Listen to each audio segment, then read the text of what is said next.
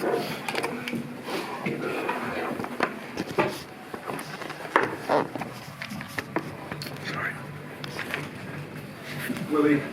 commiserations. I know it wasn't the outcome you were looking for. Just first of all, give us your emotions, your reaction before we break the game there. Yeah, no, I'm proud of the players. I'm proud of what they've done all season. Not only tonight. I think the performance tonight we never gave in, and that's what whole KR people do. That's you've got to work hard and be resilient. That's our in our DNA, and I think we showed that again tonight. Although we're on the wrong end of the scoreboard, we played against a very good team that know how to win those games, and they took their moments. But I'm extremely proud to be head coach of this team, and the players certainly didn't let anyone down tonight. Ultimately, what did it boil down to then? Yeah, just moments. I mean, ultimately it was one try, the difference. It wasn't just that in terms of we had enough time off the back of that, but they iced their moments and we didn't. It's fine margins in this game when it comes to grand finals, and we just didn't ice our moments that we had. How pleased were you with the start that you made? It was a fair old tug of war anyway between the two of you, wasn't it? But how pleased from your perspective were you? Yeah, I was pleased. I thought we were on top, and then they scored that try. I really did. I thought that we were winning field position. It was good set for set sort of rugby, grinding sort of style. It always would be in these conditions, but minimal errors.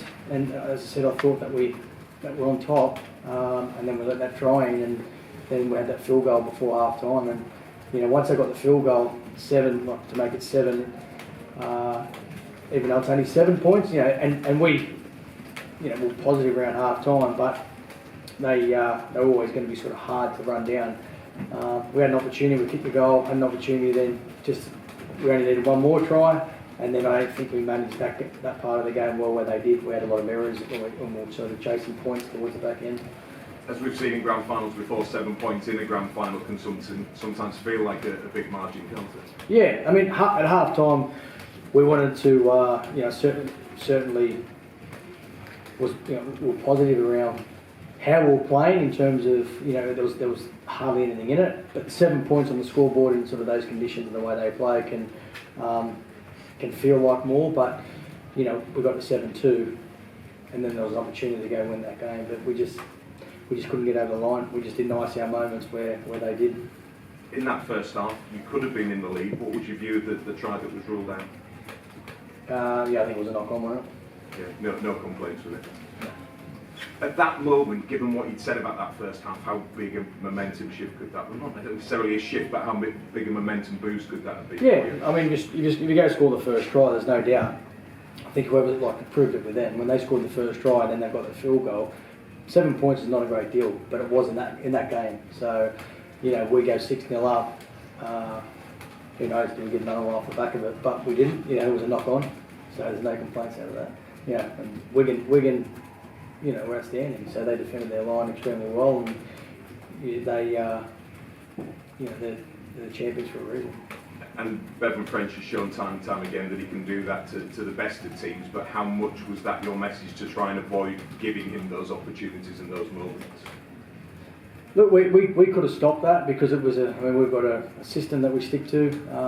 If you give up the inside shoulder, more often than not they're tries. But we had a lot of opportunity to make up for that. But he's the player that he is, and he's a freak, isn't he? He can just do things that other players can't. As I say, proud of my team, but Wigan still are the leaders in this competition. They showed that again tonight. I was standing next to Neil Hudgell, and he said to Sam Luckley when the trophy presentation was happening, he said, "Remember this moment for 12 months' time."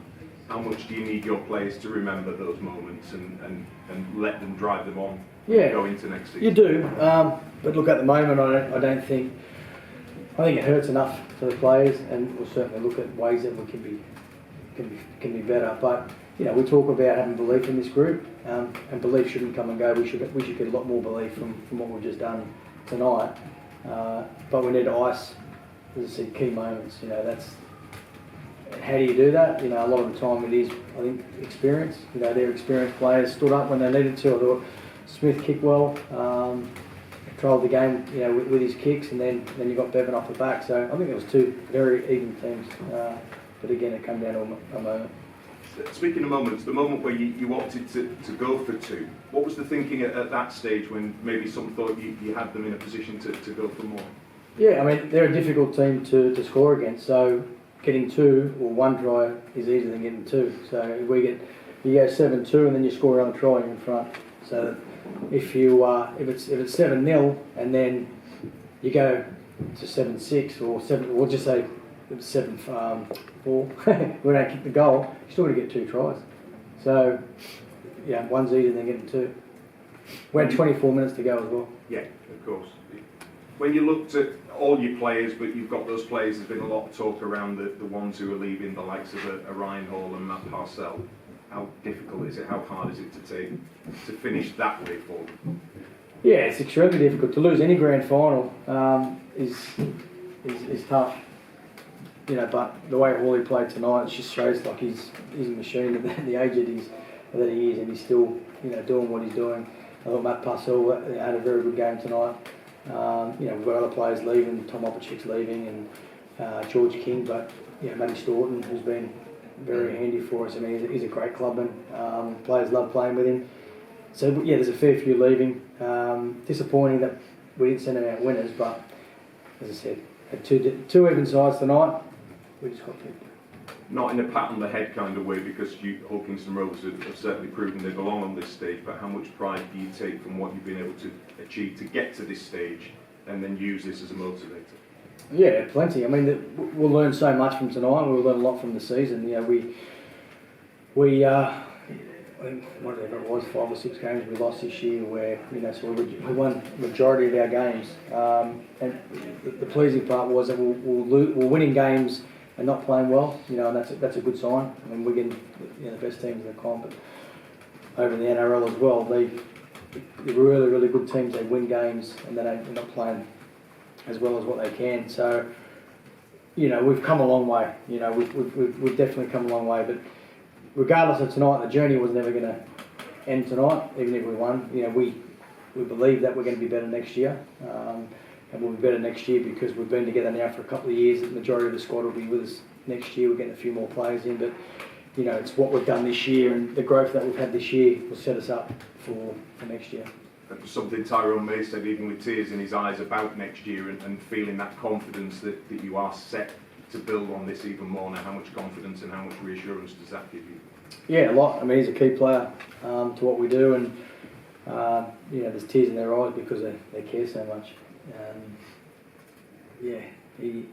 People sort of look at Tyrone, the way he warms up, and he just does his own sort of thing. But a lot goes into his game, and there's a lot of care into his game. Like all the players, you know, they truly care, and they care about the club. They care about improving the place, and that's, for me as a coach, that's all I want. Come to work every day and want to get better. I know you've always said it's not about you, it's about the team, but just briefly on you, how do you get over this now? Look, we're all, of course, after a grand final loss, I think you need to self-reflect, you need to look at yourself and go, you know, what can I do better? I think if everyone does that, you can always move forward, but we're not far off, like it's a fine margin, so, you know, we'll obviously dissect the game and then have a look at, you know, have a review over the year, and there's a lot of positive stuff around that, but there's certainly some things that we can all do better to improve for next season. Thanks, Will. Willie, it was a wet weather effective game, so how much effect did that have on your approach to the game in terms of how expansive the team was? Yeah, we wanted to play direct. You know, we knew it was going to be wet, and the way that they defend, they'll pick you up and throw you over the sideline if you go 10 metres near it. So when we did, you know, play, we wanted to play for a reason. You know, I think the first half we were going our right a little bit, playing at the back, and they squashed us, and that's what they do. They come up heavier on that side, and where the other side they back away a little bit. So we had a little bit more joy in terms of making metres on that side. But I thought when we were nice and direct, we did cause problems. We just didn't ice our moments, and that's what it comes down to. These sort of scenarios when a team loses a final like this, lots of people talk about what you can learn from it. So in terms of the way Wigan handled that game today, with the way they defended the line, the way they were clinical, is that like a blueprint almost you can follow in terms of how to handle engagements? Not really. No, it was one try. Not really. I mean, yeah, they defended their line extremely well. We defended our line well too. There was one try that we didn't, where Bevan slices through.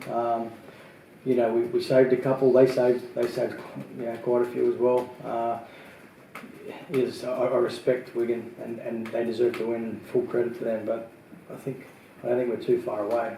So I'm not going to go sort of copy what they've done. Certainly, you look at. I'll dissect the game and go, okay, we've been better than this, or Wigan were more dominant in that area, but I don't think it was too much. A big call on the team sheet was Jack Broadbent, so how do you think he got on tonight? Yeah, I thought Jack did all right. I thought he was direct. He ran strong.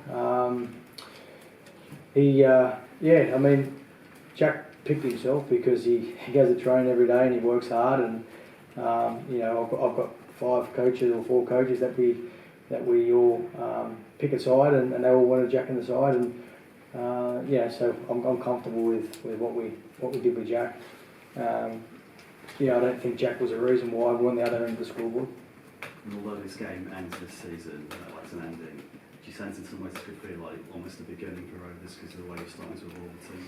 Yeah, I think we've come a long way. So I think we've started that journey, and we're well down the track now. But it's fine margins. From where we were last year, we got beat by 40 points or whatever it was against the same team in a big game, and then obviously earlier on in the Challenge Cup. But we've shown when we played them at their place, we got beat by 4 points, and then tonight was 7 points, whatever it was. So we're not far away. Were you surprised to see Junior in December come back up? Yeah, he seemed like he was down for a bit, but I'm not going to go into it, mate. Yeah, it is what it is. Nice one. Cheers, thank you.